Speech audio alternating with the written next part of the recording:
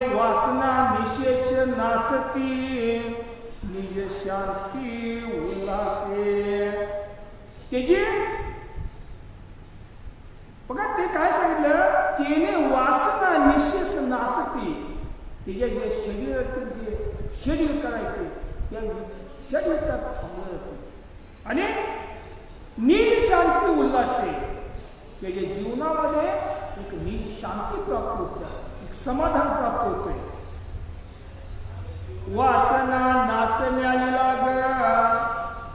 तो सत्वेत्वे न देखे जग. बघा त्याच्या शरीरामध्ये जर वासना जर नासल्या नाहीत तर घडणार काय, तो सत्यत्वे न देखे जग. दुर्बुद्धी. बघा एखाद्याला राम आणि लक्ष्मण ज्यावेळेला वनवासाला जात होते त्या टायमाला एक असा प्रसंग आला की त्या ठिकाणी त्याला त्या लक्ष्मणाची दुर्बुद्धी निर्माण झाली.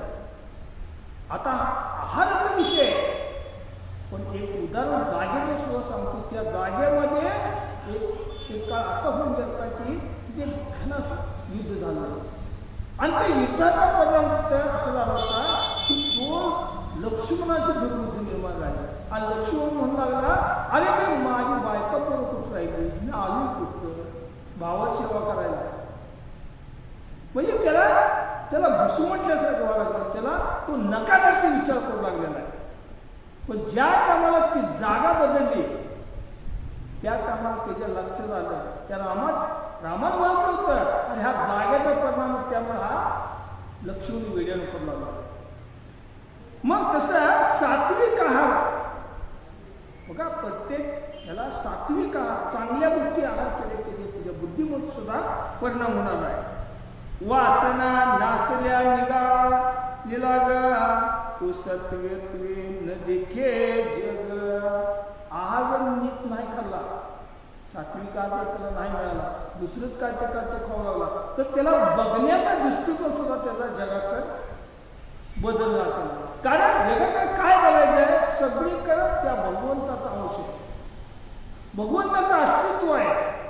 समदृष्टी त्याच्या नजरेत जे आहे त्याच्यामध्ये तो फरक पडणार, कारण आहार डिपेंड आहे. विषयासक्ती कैसी मग सहज विराग उद्धत. त्याच्यातले शरीर का जागवून